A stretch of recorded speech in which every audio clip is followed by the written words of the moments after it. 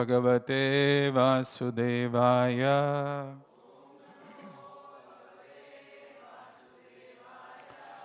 Om Namo Bhagavate Vasudevaya.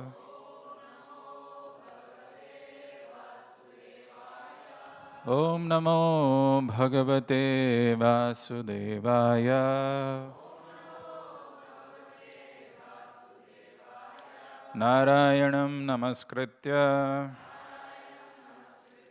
Naram Chaiva Narottamam Devim Saraswatim Vyasam Tato Jayamudiraye Nashtaprayeshu Abhadreshu Nityam Bhagavata Sevaya Bhagavati Uttama Shloke Bhaktir Bhavati Naishtike. Reading from Srimad Bhagavatam, Canto 1, entitled Creation, Chapter 9, Passing of Bhismadev, text number 35. Sapadi Sakhivachaha Nisamya Madhye Nija Parayoha Balayoha Ratham Nivesya Stitavati Parasainika Ayuhu Akshna Ritavati Partha Sakhe Ratihi Mama Astu Sapadi Sakhi Vacho Nisamya Madhye Nija Parayor Balayor Ratham Niveshya Stitavati Parasainikayo Rakshna Ritavati Partha Sakhe Ratir Mamastu Sapadi Sakhi Vacho Nisamya Madhye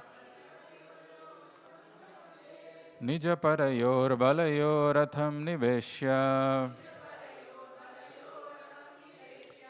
Stitavati Parasainikayo Rakshna Ritavati Partha Sakhe Ratir Mamastu Sapadi Sakhi Vacho Nisamya Madhye Nija Parayor Balayor Ratham Niveshya Stitavati Parasainikayo Rakshna Ritavati Partha Sakhe Ratir Mamastu.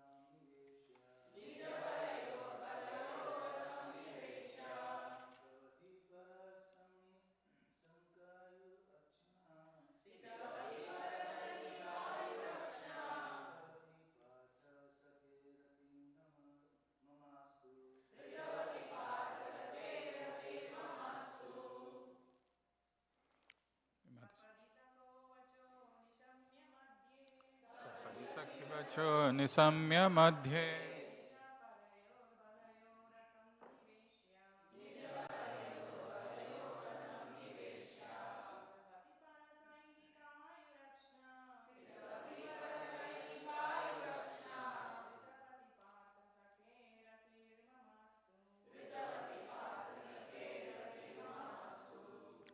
Synonym sapadi, on the battlefield.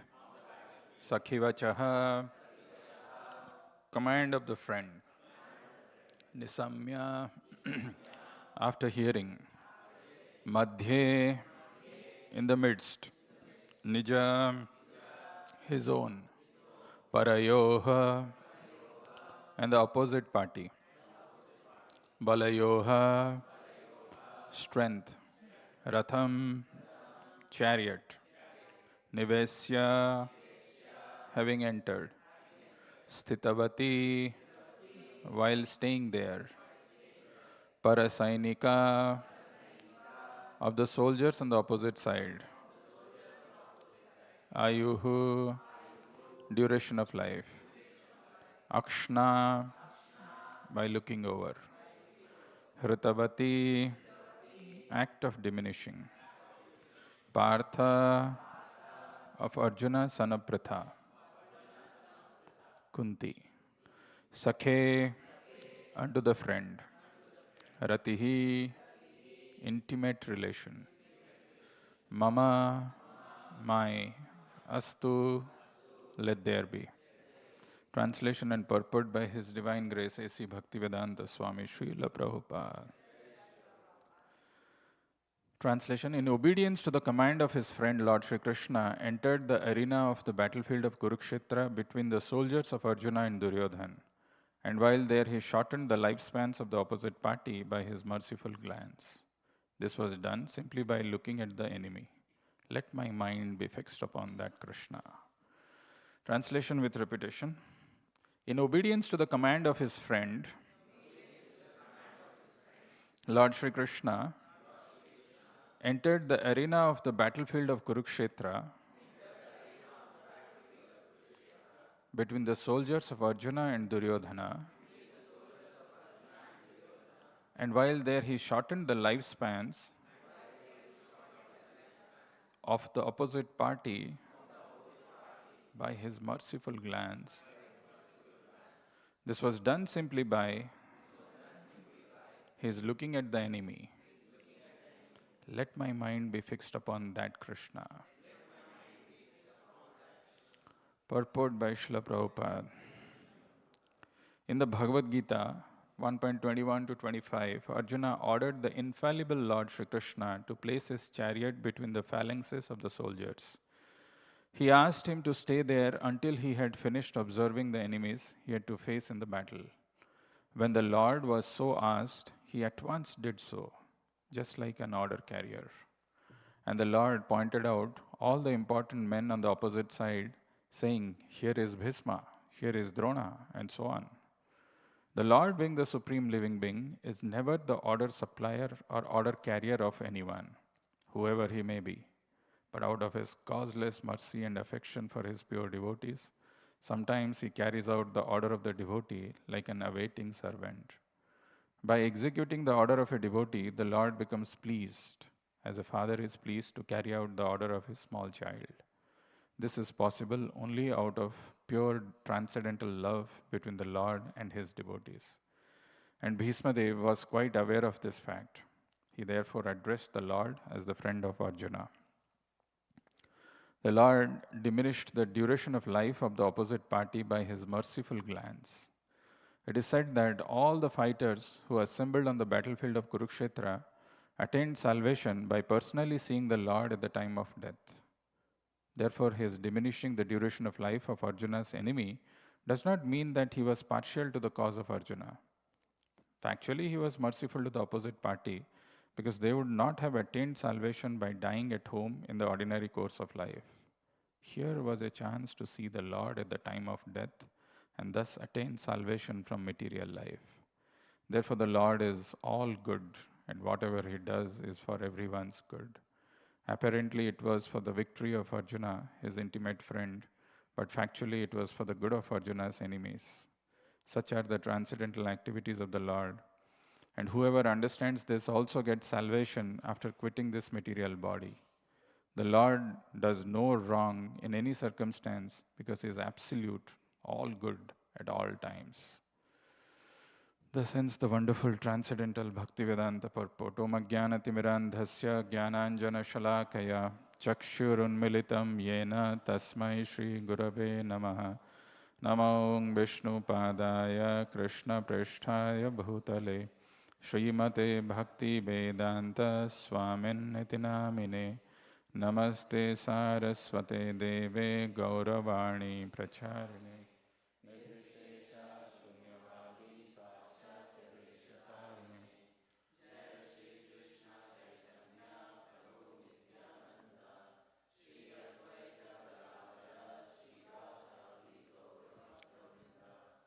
Hare Krishna, Krishna Krishna, Hare Hare, Hare Rama, Rama Rama, Hare.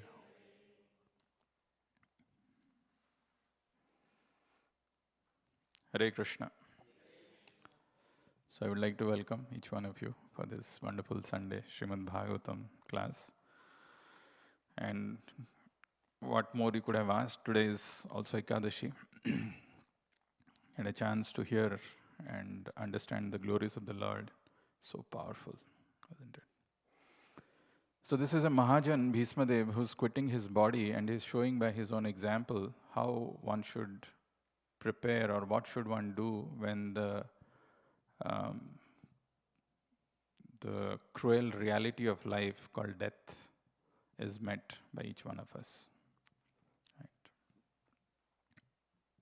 Sapati sakhi vacho nisamya madhye Nijaparayor balayor ratham niveshya Sthitavati parasainikayur rakshna Hritavati partha sakhe ratir mamastu. Sapadi is in the battlefield.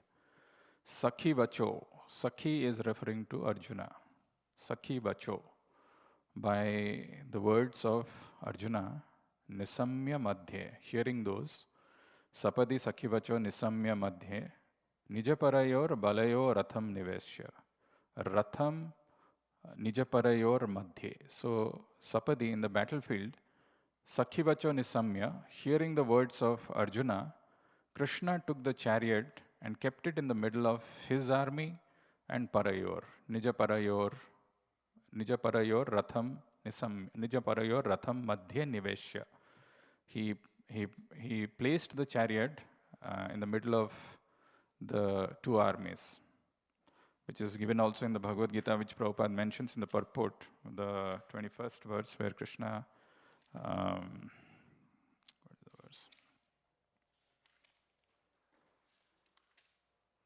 Arjuna uvacha senayar ubhayor madhye ratham sthapaya mechyuta. All those words are here.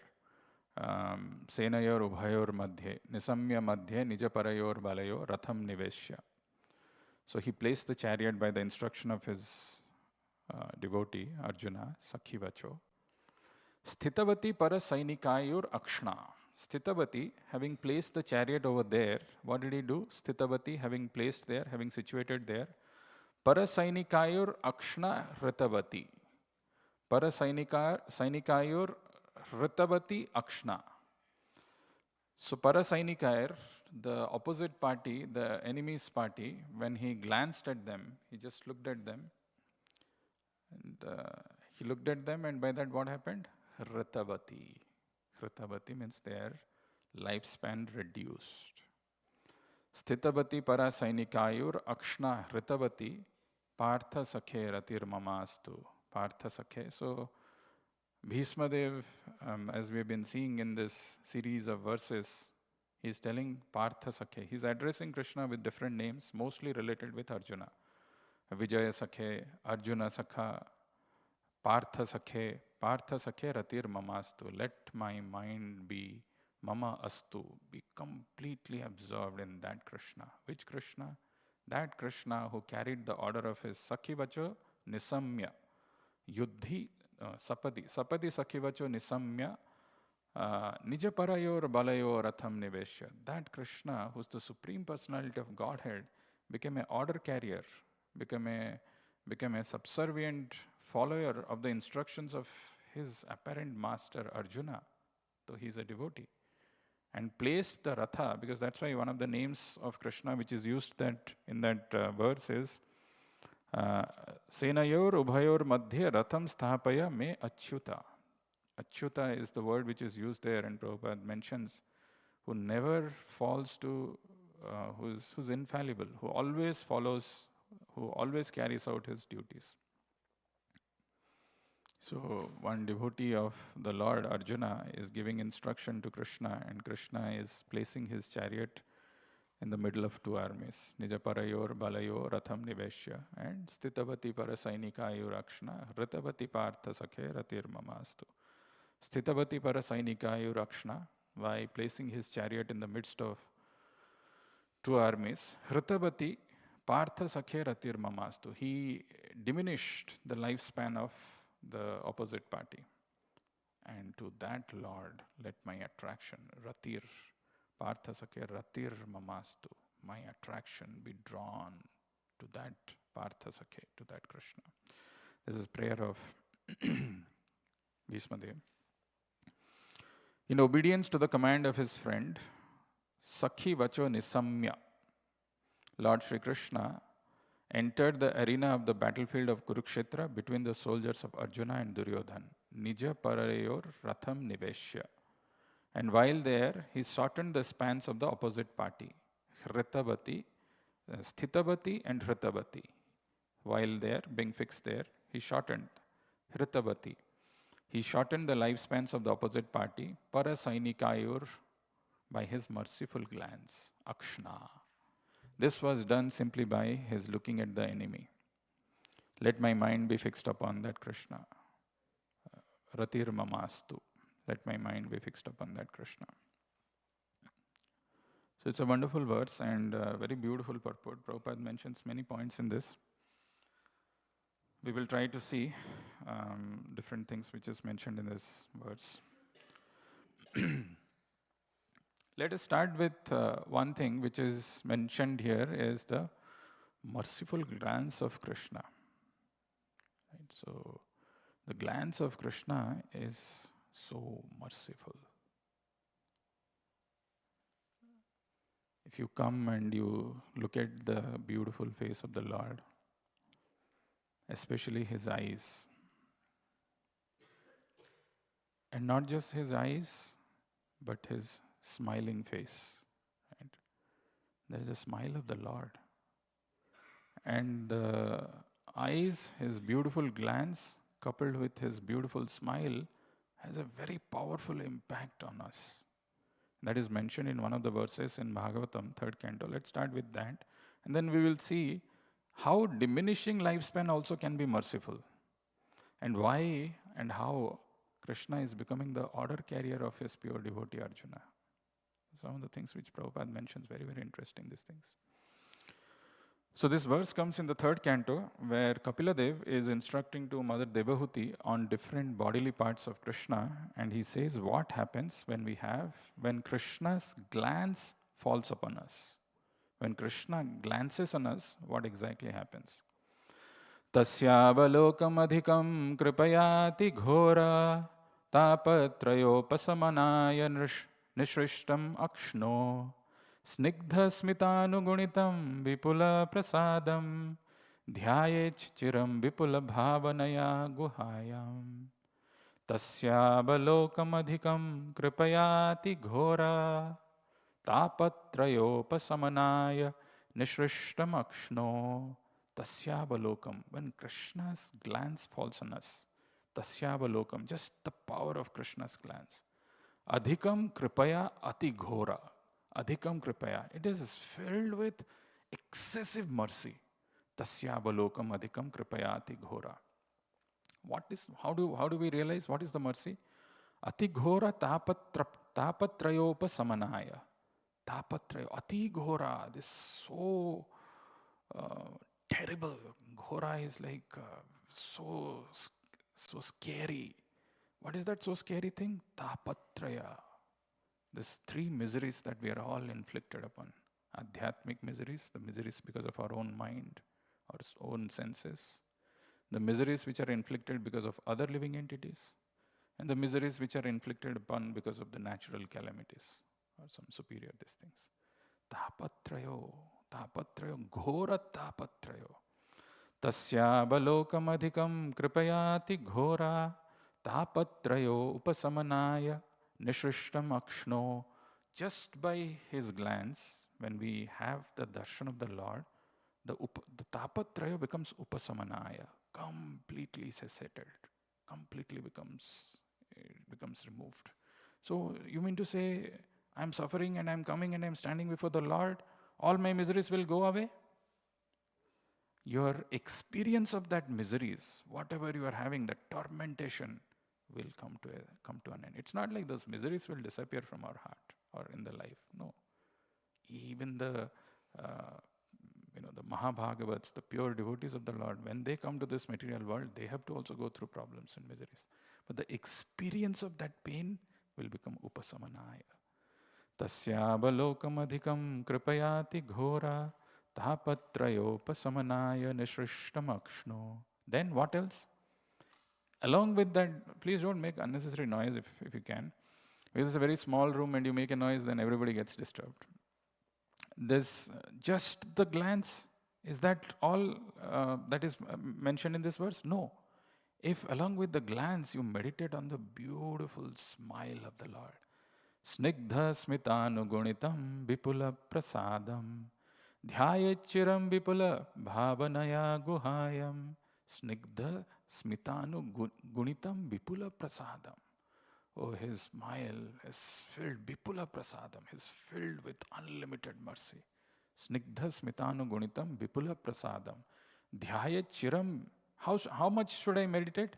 Is it once in a while? Sometimes I come and then I meditate and then I go back and then I forget. Dhyayam Chirat. Dhyayat Chiram. Chiram for a long time. And how should I do? Vipula Bhavanaya Guhayam. Vipula. It's not like some superficially, mechanically, materially, this thing. No, bhavanaya, with feelings, with emotions when we meditate on guhayam. The translation of this verse is, not put the translation. The translation of this verse is, it says, the yogis contemplate with full devotion the compassionate glances frequently cast by the Lord's eyes. For they soothe the most fearful threefold agonies of his devotees. His glances, accompanied by loving smiles, are full of abundant grace. Full of abundant grace. See? So, this is the beauty. This is the actually Bhagavatam is so wonderful, so amazing. You see, we suffer in this material world, yet we don't realize. We go through this terrible miseries, yet we don't come to a conclusion that, there is something else that needs to be done.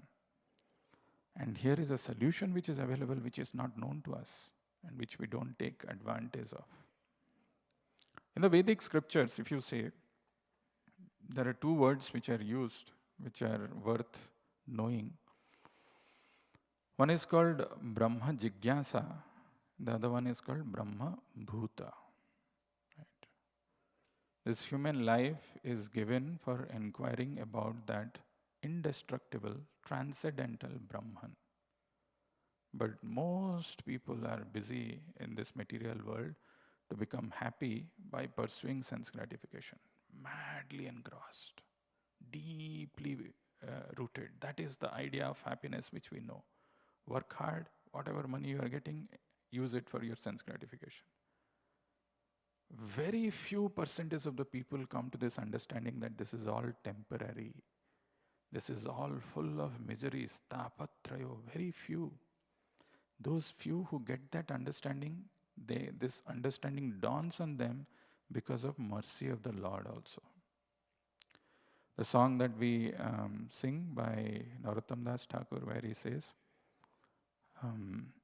Ar kabe nitai chandera karuna hoibe. Ar kabe nitai chandera karuna hoibe. Samsara vasana kabe more tuchha hoibe. Only when the mercy of Nityananda Prabhu comes on somebody, that this samsara vasana, this driving force, that I have to enjoy this samsara, kabe tuchha hoibe. Ar kabe nitai chandera karuna hoibe. Samsara vasana kabe tuchha hoibe. This drive, this inclination, this madness that I should enjoy this material world will become tuchha. requires Nitai Chandara Karuna Have, requires the mercy of Nityananda Prabhu.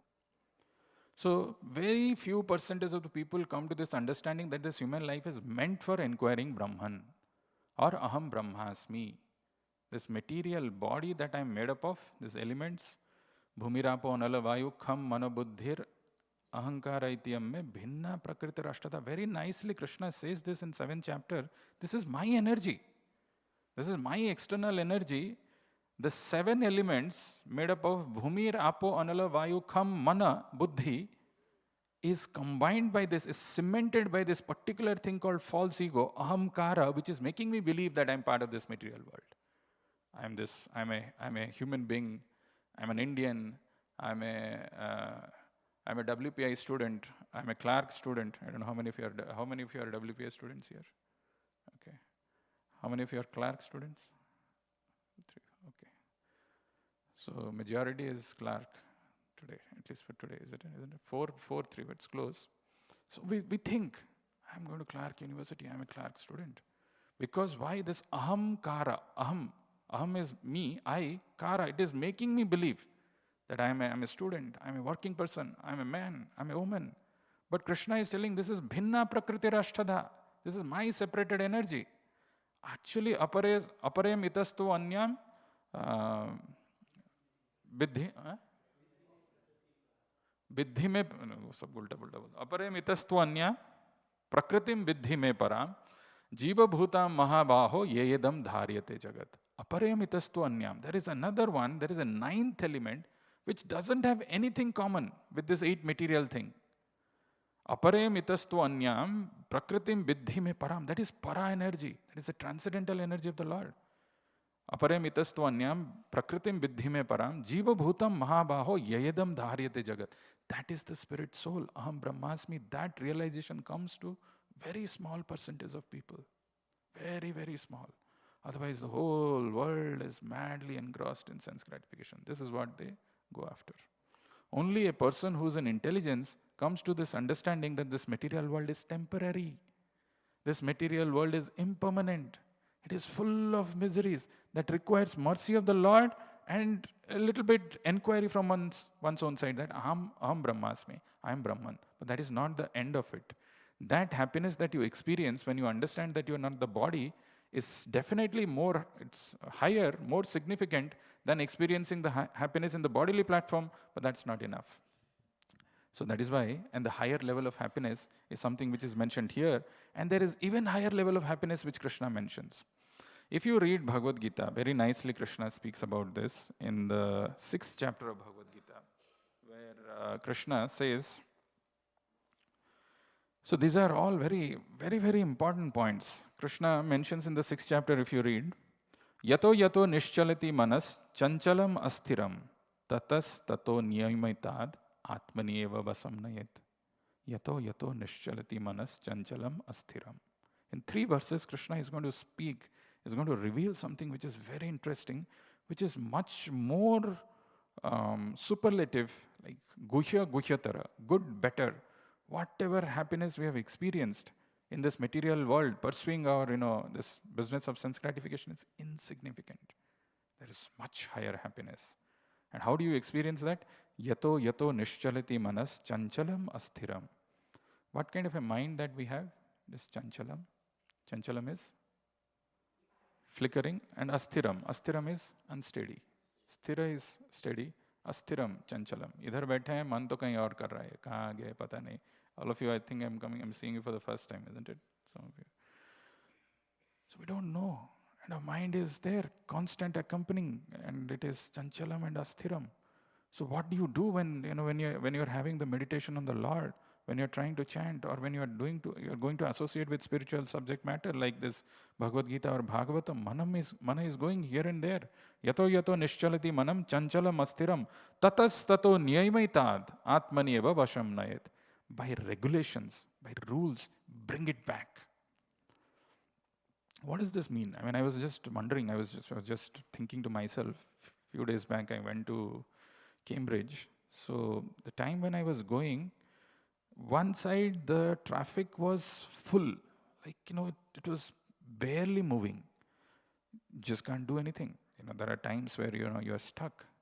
But you look at the other side of the road, fully empty. So what if I decide now, okay, now I can't, this side is fully traffic, there is full jam packed. Let me go on this side. Anyway, the road is free. No, doesn't matter. Nobody's there. No, I have to follow the rules and regulations. Manas chanchalam astiram. Mind wants to go in all directions. Chanchalam and astiram, flickering and unsteady. What I have to do? Tato tato niyamaitad. Bring it back by some rules. Never allow these minds and senses to wander. Tato tato niyamaitad atmani eva vasamnayat. You bring it back under the control of the self. Mind is subservient. You can bring it back using niyama, using some rules, regulations. No, it is not meant to go just like that. I can't allow this to happen. If you do that, what will happen? Very next verse, Krishna says, Prasanta manasam hi enam yoginam sukham uttamam upaiti santa rajasam brahma bhutam akalmasham. Prasanta manasa, the mind will become prashanta, completely pacified. Prasanta manasam hi enam yoginam sukham uttamam, and you experience happiness which is uttamam. The wandering of the mind and senses, which is a common feature in this material world, when somebody is identifying himself with the body and is going after the material happiness, is nothing. Sukham uttamam. You can experience prasanta manasam hi enam yogina sukham uttamam. Upaiti santa rajasam. How does he become santa? Upaiti santa rajasam. This lower modes of material nature, which is agitating us, that becomes upaiti. Upaiti santa rajasam brahma bhutam akalmasham. He becomes fixed in this word. This word again comes brahma bhutam. Brahma bhutam akalmasham. Akalmasham means he becomes free from the impurities. Why he is becoming free from the impurities? Because he's experiencing Brahman, he's coming in touch with the spiritual substance. Prasanta manasa, his mind has become pacified, prasanta manasa, and upaiti santa rajasam. The agitation of the lower modes has become upaiti santa rajasam.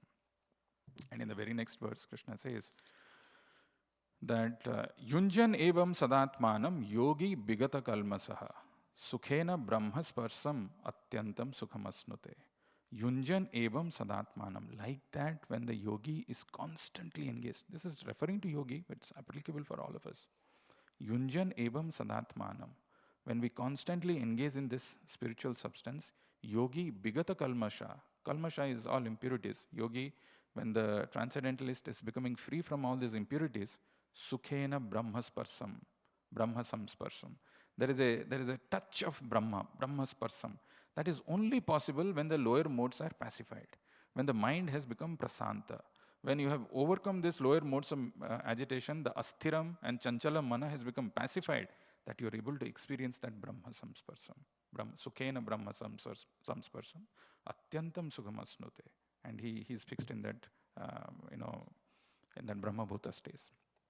In another place in 18th chapter, Krishna says, Brahma Bhuta prasantatma, nasochati na kangsati, samasarveshu bhuteshu, madbhakti lavate param.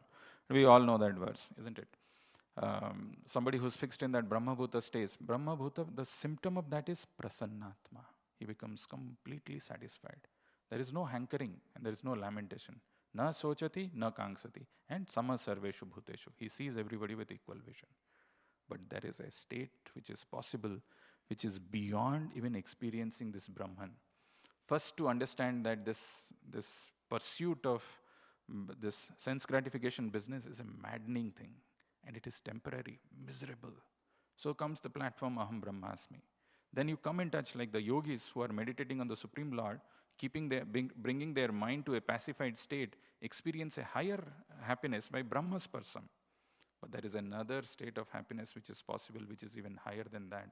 And in Bhagavatam, in 10th canto, after Brahma Bimuhan Lila, this prayer is offered by Brahma. He says, Aho bhagyam, Nanda Gopa Brajokasham, Yan Mitram Paramanandam, Purnam Brahma Sanatanam.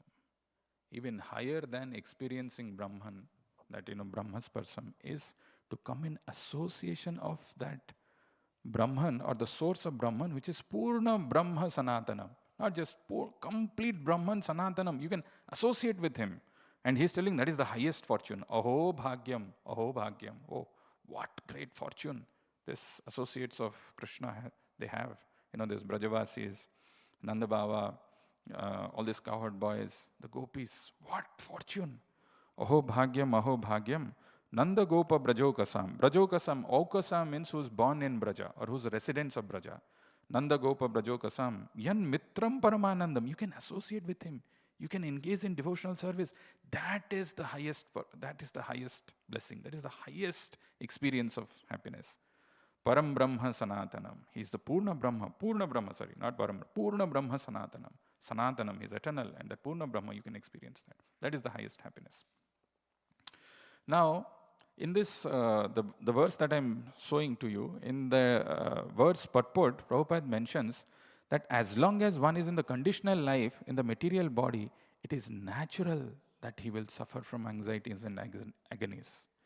One cannot avoid the influence of material energy even when one is on the transcendental plane. So, forget about material plane. Agonies and anxieties are going to come. As long as one is in conditional life in the material body, it is natural that he will suffer from anxieties and agonies. One cannot avoid the influence of material energy even when one is on the transcendental plane. But what is the difference? The difference, what happens is, because of the knowledge of the Supreme Lord, because of this transcendental knowledge, this doesn't affect him. Upasamana, the miseries that is experienced becomes reduced. One classic example of this is in the life of Srila Prabhupada.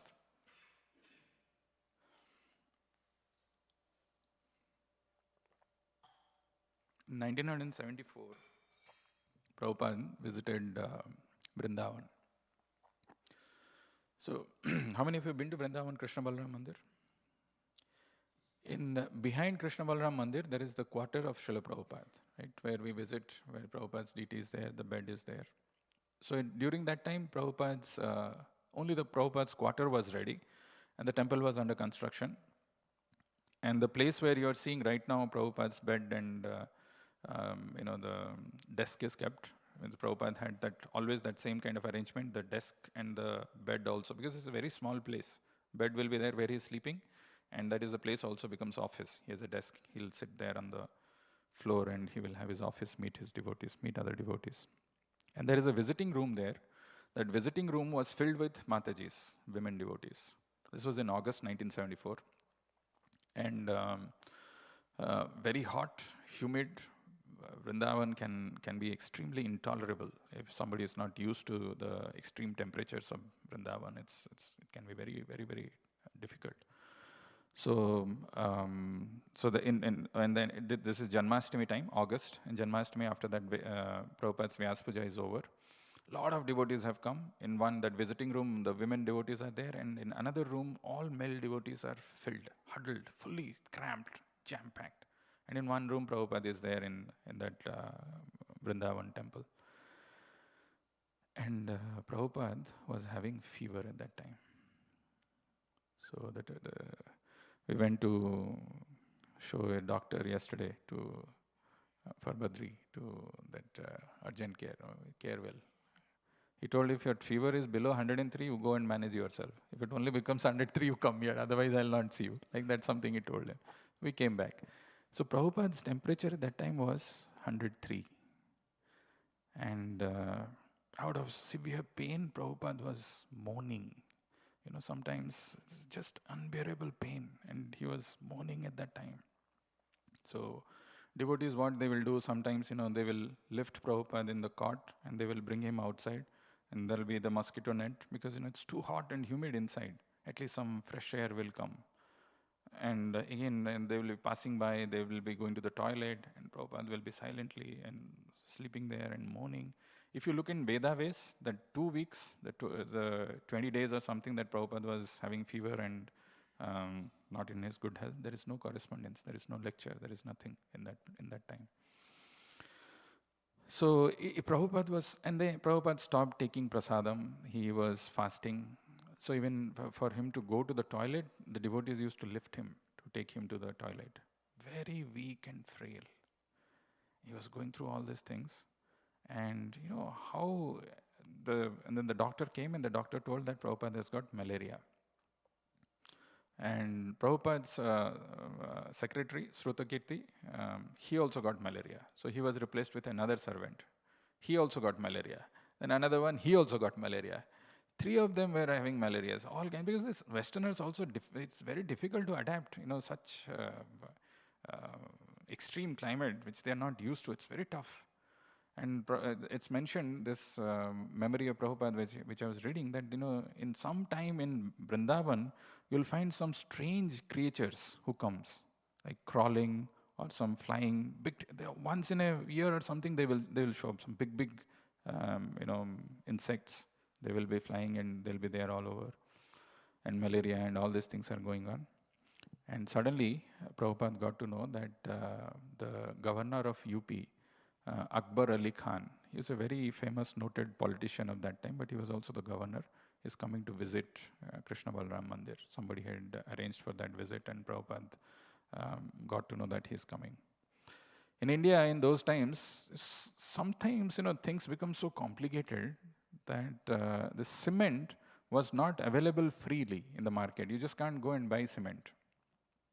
Unless, it is sanctioned by the government, you have to have some permission, then only you can buy cement. So, when Prabhupada heard that, this governor of UP is visiting Krishna Balram Mandir, is coming there, Prabhupada asked somebody, can you give me silk kurta? So he wanted to get himself ready to meet him. Devotees were saying, no, Prabhupada, we will manage. No, Prabhupada said, he's a very important person. I must meet him personally. So he wore a silk kurta. He was applying tilak and his hands was shivering. It took him 5-7 minutes to apply his tilak. And then, the body temperature at that time was 104 or something like that. And Prabhupada was ready. And just before he was about to meet, he's asking his devotees, his disciples, did I apply tilak or not? Because, that so much of pain and this thing, he's not able to even remember whether he's applied or not. Then anyway, that governor walks in and Prabhupada goes with legs shivering, with the hands also shivering. He shook his hand and they both sat.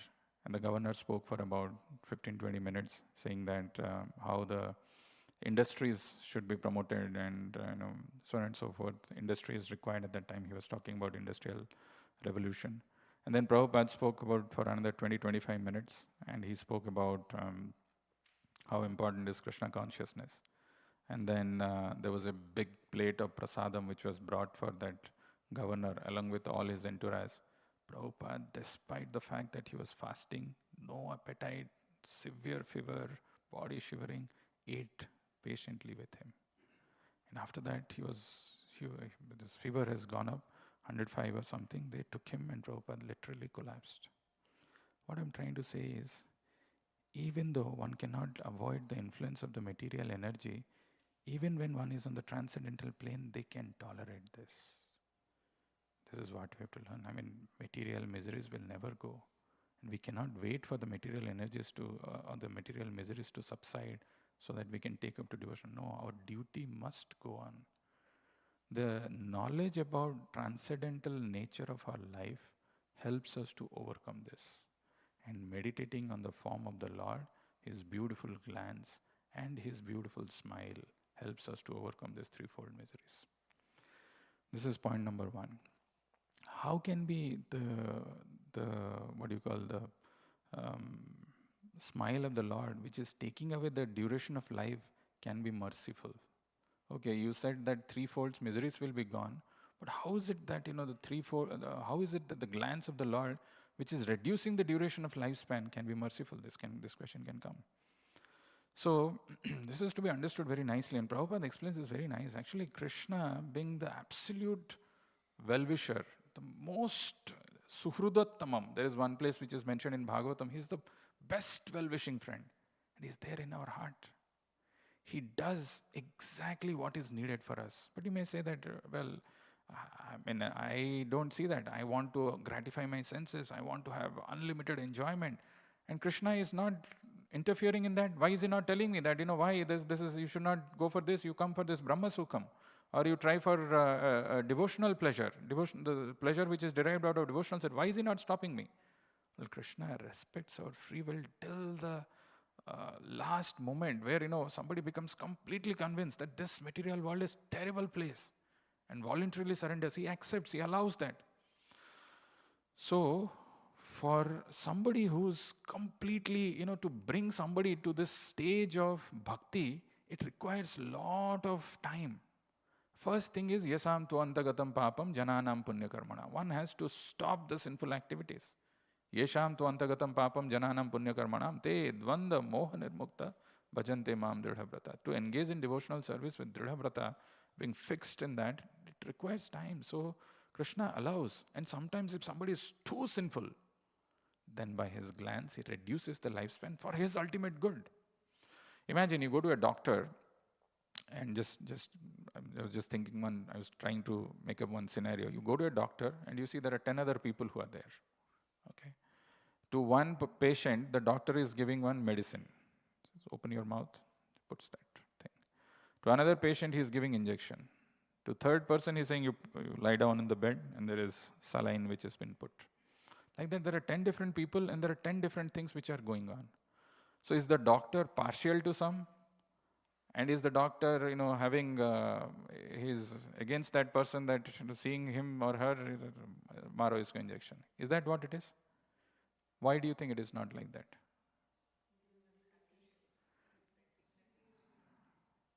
Huh? Severity in the condition, okay. Anything else? Yeah, different condition of the patients. Doctor's intent is ultimately good for everyone. He doesn't want to give सबको injection लगा के छोड़ना नहीं है या सबको medicine दे के नहीं छोड़ना है. Depending upon whatever the condition is, but his intent is what is ultimately beneficial. So the treatment differs. Somebody who's a pure devotee, somebody who's a devotee in the right mood, the Lord reciprocates in different way. Whereas somebody who's atheistic, agnostic, the Lord does that in a different way. Very interestingly, to understand these things a little nicely, there's a nice purport which comes in the Bhagavatam, in the 6th canto. I'll just read it as you can hear very carefully. In the Bhagavad Gita, Krishna says that he descends to this material world for two purposes, namely paritranaya sadhunam, vinashaya cha duskritam, to relieve the devotees and kill demons or non-devotees. These two kinds of action are the same for the absolute truth. When the Lord comes to punish the demons, he bestows his favor upon them. And similarly, when he delivers his devotees and gives them relief, he also bestows his favor. Thus the Lord bestows his favor equally upon the conditioned souls. When a conditioned soul gives relief to others, he acts piously. And when he gives trouble to others, he acts impiously. But the Lord is neither pious nor impious. He is always full in spiritual potency, by which he shows equal mercy to the punishable and the protectable. The Lord is apapabiddham. He is untouched by these sinful things. Apapabiddham. He is never contaminated by the reactions of the so-called sinful activities. When Krishna was present on this earth, he killed many inimical non-devotees, but they all received sarupya. In other words, they returned to their original spiritual bodies. One who does not know the Lord's position says that God is unkind to him, but merciful to others. Actually, the Lord says in Bhagavad Gita, Samoham sarva bhuteshu name dvashyasti na priya. I am equal to everyone. No one is my enemy, no one is my friend. But he who says, Ye bhajanti tu mam bhaktya, mai teteshu chapyaham. If one becomes my devotee and fully surrenders unto me, I give him special attention. You see, somebody, in another place Prabhupada says, somebody is completely atheistic, doesn't believe in existence of God, doesn't care, I do whatever I want to. Does the Lord become inimical to him? Does the Lord supply the the oxygen, light and other essential things? Or does the Lord say that, okay, I will, now you want to show me? Like we say tit for tat, you did this to me, let me show you what I can do. Anytime the Lord does that? No, the Lord has so much compassion, he waits. My God, this, what is that? Maya Mugdha Jivera Nahi Swata Krishna Gyan. A person who is bewildered, Maya Mugdha. Mugdha is bewildered, enchanted by this Maya. Maya Mugdha Jivera Nahi Swata Krishna Gyan. Jivera Kripaya Kaila Krishna Veda Puran. Krishna not only descends himself, sometimes he sends his devotees. And also, after that also, he left behind this scriptures. Jivera Kripaya Kaila Krishna Veda Puran. So that we can get to know about his position, understand our precarious position and understand his position, and can go back home, back to Godhead. So his reducing the lifespan also is beneficial, and his casting glance to remove the threefold miseries are also beneficial, depending upon whether you are a devotee or a demon. One last thing we will take, and with that we will close. Sometimes in our life, because this is absolutely applicable to each one of us,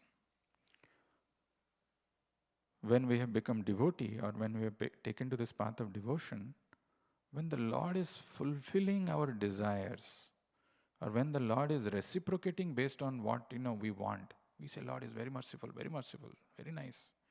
But when things don't go our way, when the Lord does something which is not as per our plan, the moment that happens, we feel, why me? Why me? Why the Lord is doing this to me? Isn't it? How do we see this? For example, this time when I had gone to India, I was in Dehradun, and the center that we have, it is slightly far from the city. There is an Akshay Patra kitchen, and there is a small temple there. Next to that kitchen, next to that temple premises, this workers who are working in Akshay Patra kitchen, they have some quarters there. Some people are staying there. And one day in the evening, just around Gaurarti time, there was loud wailing, severe wailing, going on. 1 hour, 2 hours, some men, women, children, all are wailing. So some person, he came and he told us that somebody has passed away. Some father or somebody has passed away in the family. Wailing. Oh, Myra, Pitaji, jo bhi hai, husband. It can happen to any one of us, isn't it? It happens when it happens. It's a very difficult loss. How do you deal with this? And often this question comes, after having done so much for you, O Lord, this is what it is. We blame the Lord. When things are going as per our this thing, I don't want to leave this place. I don't, at any cost, I want to do this way only. And when the Lord, little whatever reciprocation comes in that way, we feel very happy. But when it goes little differently, we are not able to see the hand of the Lord. How do we perceive the hand of the Lord even in the most trying circumstances? This is something we have to understand. And why we are not able to perceive the hand of the Lord. So that is very nicely given in chapter 14, which is entitled as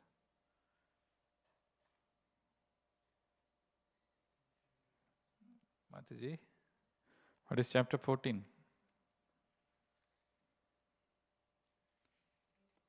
My God. Kya hai chapter 14? 3 modes of material nature. Very, very interesting to know this. If you are asleep and you have not heard so far, I hope you hear, understand, because this can happen, right?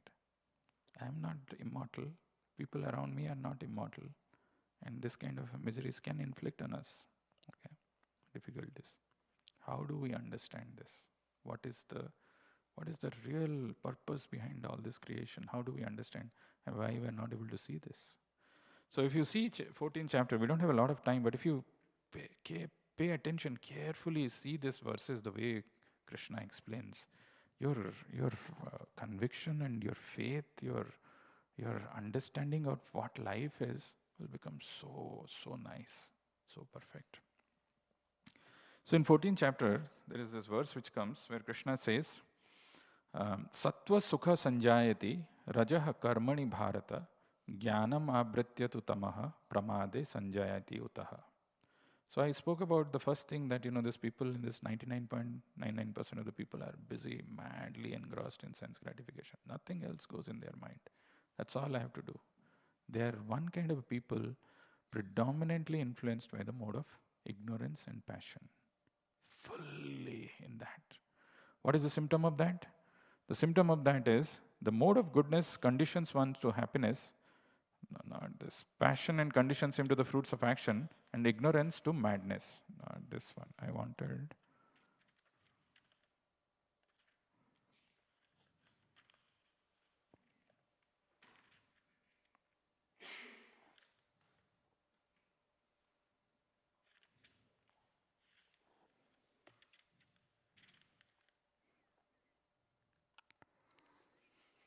Tatra sattvam nirmalatvat prakasakam anamayam sukha sangena badhnati jnana sangena chanaga.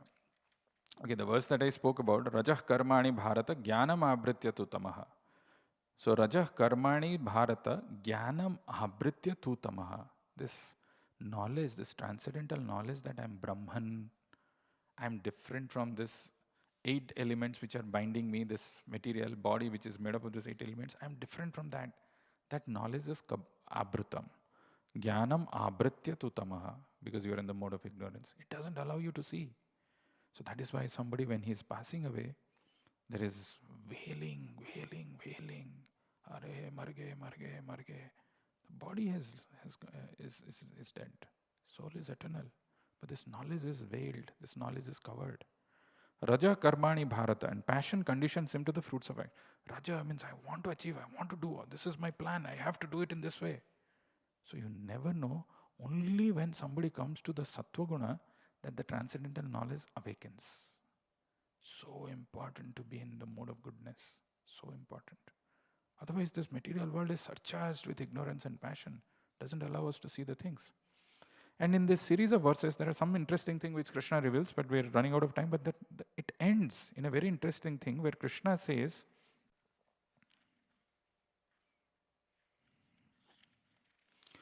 Gunan etan atityatrin dehi deha samudbhavan janma mrityu jara dukkhair vimukto amritam ashnute. Because of this influence of the 3 modes, we are not able to see the transcendental position of the spirit soul. We are not able to understand that we are Krishna's part and parcel. We have nothing to do with this body, nothing to do with these relatives, so-called relatives. I am Krishna's, I am eternal. Gunan etan atityatrin. When we overcome this gunan, when we overcome these modes of 3 modes of material nature, atityatrin, dehi deha samudbhavan. Dehi deha samudbhavan. So the dehi, which is trapped in this deha samudbhava inside the body, which is under the influence of 3 modes, when that dehi goes out of it, janma mrityu jara dukkhair vimuktam amritam ashnute. So when he transcends these 3 modes of material nature, that he becomes free from birth, death, old age, and the diseases, and can enjoy nectar even in this life. Vimuktam amritam ashnute. So because of this covering of these modes of material nature, the experience of Krishna's presence, the experience of our true position is not known to us. But when we overcome these modes, when we overcome this influence of these modes of material nature, we become janma mrityu jara dukkhair vimukta amritam of this, and amritam ashnute. We can experience the happiness. These are some of the points from this chapter. Anybody has any question or any comments? Yeah.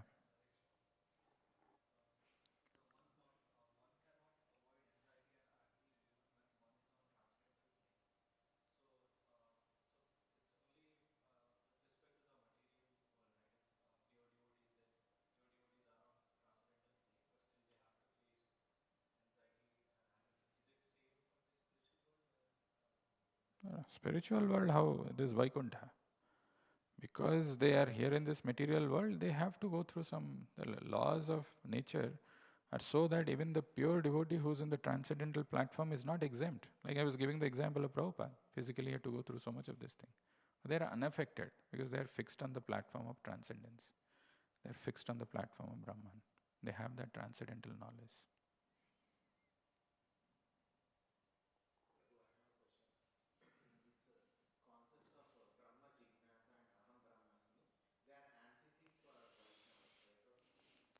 I mean, that is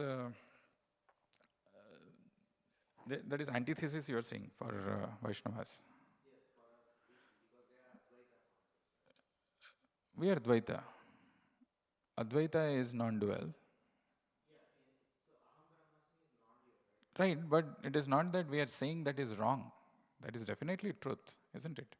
Spirit is different from matter. To come to that understanding is the beginning of spiritual life, right? Of course, the Gyanis take the method of naiti, naiti, naiti, naiti, naiti, naiti, and they come to this conclusion or understanding that I am Brahman. The devotees can also get that in whichever way. But that is not the end of spiritual this thing. There is also the existence of the Supreme Lord. There is also the existence of Paramatma in the heart. And you can have relationship with the Paramatma. Yogi is considered to be higher than Jnani. And you can experience this happiness which Krishna is mentioning in this verse. I mean, Kapila Muni is mentioning in this verse by just glancing on the glance of the Lord, and the smile of the Lord itself is, so much filled with mercy.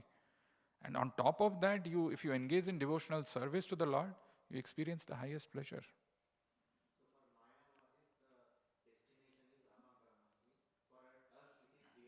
Correct. Correct.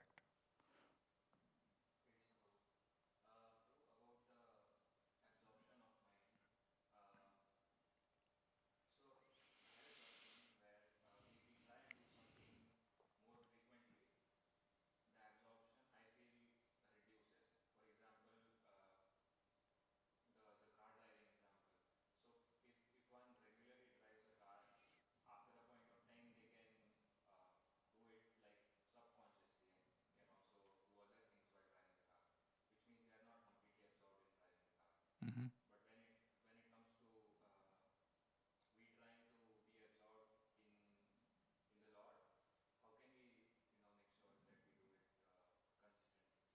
Yeah, so the example that you're giving, it's not a good analogy, because the material things that we do, of course, with some skills and competence, we can do it mindlessly or unmindfully, because that has become your second nature. You don't have to worry where is this thing and all. But with the Lord, the moment you have knowledge about the Lord, you can't be mindless. It's the Supreme Lord. Imagine, it's not like, okay, I meet so many people if your job is, you're doing PR, or, you're meeting different people. Every day you meet, people are coming and you're meeting them. That's your job description. One day, President Trump is here. President, I meet, no, so, Trump, wait. I say, will you do like that? Will you do mindlessly? Be so careful. It's Trump. Similarly, the Lord is not like any one of us. When we have the transcendental knowledge about His position, who He is, I'll be extremely careful, extremely mindful. We can never be. That happens when we are familiar. When we have not enough knowledge. So people who do not know about the Lord, when they come, for them what is there? They just come and they just, hardly they stand and they go. But they don't know. But when you know, you will be in complete, absolutely careful, fully mindful. You don't want to miss that, the audience that you're having, or the darshan that you're having, or anything that you're having with this. That comes by transcendental knowledge. So there is no question. It cannot be that you will be mindless at that time, if you know the position. We'll stop here and continue to see these wonderful prayers by Bhismadev as we go along in Srimad Bhagavatam. Granthara Srimad Bhagavatam ki